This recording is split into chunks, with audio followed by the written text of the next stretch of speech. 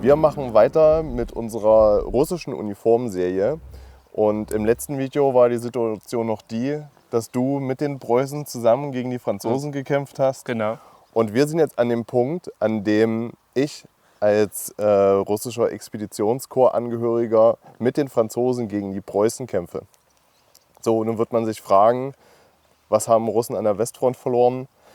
Das war tatsächlich eine Sache, und zwar wurde 1915 von der französischen Heeresleitung bei der russischen Zarenfamilie angefragt, ob man denn nicht 300.000 Mann gegen Munition tauschen möchte.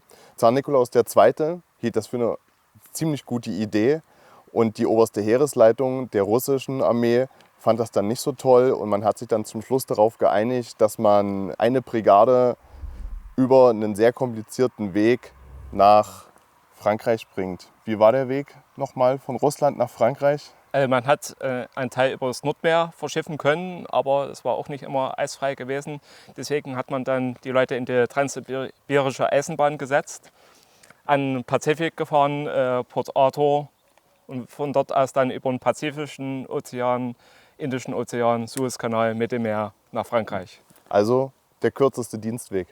Die Soldaten waren zu dem Zeitpunkt, als sie von Russland entsendet wurden, nur mit ihrer Uniform, dem Mantel und dem Brotbeutel ausgestattet und haben dann die komplette restliche Ausrüstung von der französischen Armee gestellt bekommen. Dazu zählt zum Beispiel auch der Stahlhelm, der Adrian-Stahlhelm, der dann für das russische Expeditionskorps dann in einem Rehbraun lackiert wurde und das russische Hoheitszeichen erhalten hat. Das hatten alle von dem russischen Expeditionskorps. Genau. Ne? Des Weiteren sieht man dann noch das klassische Koppeltragegestell mit Koppel- und Patrontaschen, wie es bei der französischen Armee üblich war, bestehend aus 3 Patrontaschen, 2 vorne, einer hinten, einer Zweidornschließe und dem Koppeltragegestell. Da die Soldaten die Westfront ungefähr in dem Zeitraum 1916 erreicht haben, war da auch der Gaskrieg schon im vollen Gange. Dementsprechend wurden auch die Einheiten des russischen Expeditionskorps von den Franzosen mit Gasschutzmasken ausgerüstet, wie die normalen französischen Soldaten auch. Ich habe jetzt hier noch den französischen Brotbeutel. Korrekterweise wäre der russische Brotbeutel gewesen, aber ich bin mir auch sehr sicher, dass die auch genauso die französischen Brotbeutel mitverwendet haben, das was halt gerade da war. Ebenso die französische Trinkflasche, die 2 Liter fasst, und das französische Bajonett zu der Bewaffnung, die die Russen von den Franzosen erhalten haben, was in dem Fall das Berthier-Gewehr ist. In der Feldflasche war, man möchte meinen, da war Wasser drin, aber ich glaube, das war in sehr seltenen Fällen der Fall, da es bei den Franzosen bei der Verpflegung Wein immer dazugehörte und die Soldaten dann eher auf die Weinvariante als auf die Wasservariante zurückgegriffen haben. Ein anderes Problem war da eher gewesen, der Russe ist sehr stolz und isst nur sein Roggenbrot.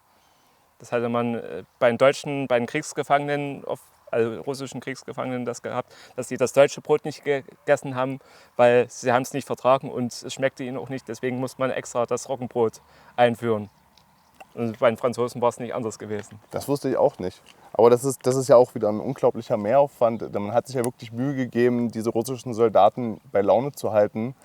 Denn 1917 gab es ja die Oktoberrevolution und da wurde das zaristische Königshaus geputscht. Es gab viele russische Soldaten des Expeditionskorps, die dann auch gesagt haben, nein, wir kämpfen jetzt an der Stelle nicht mehr weiter, warum sollen wir für ein Regime sterben, dem wir nicht mehr angehören.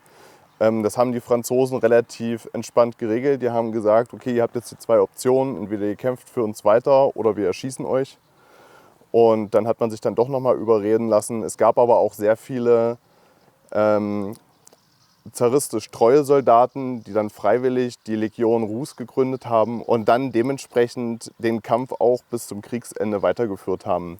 Viele dieser Soldaten haben sich dann später der französischen Fremdenlegion angeschlossen und haben dann weiter für Frankreich gekämpft.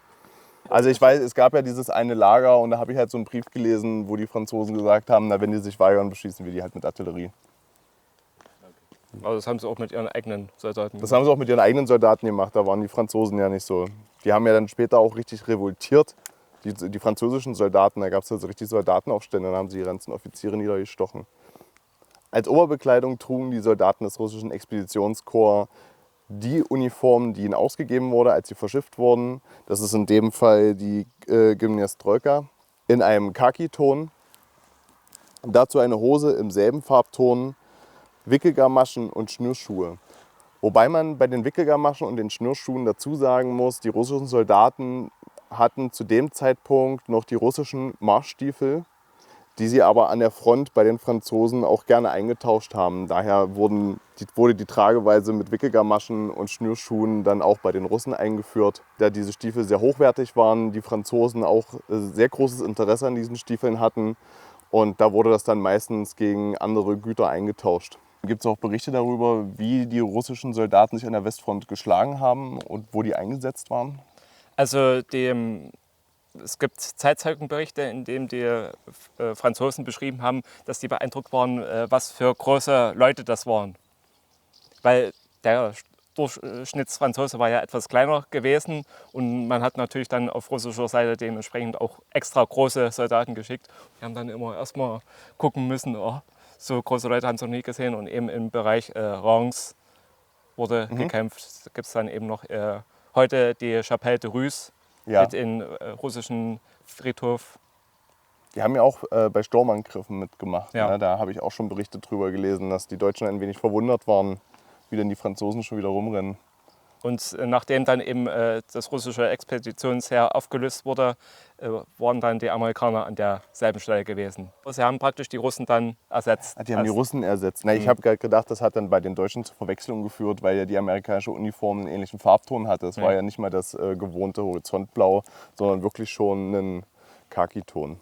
Ich hoffe, euch hat das Video zum russischen Expeditionskorps, also zu russischen Soldaten an der Westfront, gefallen.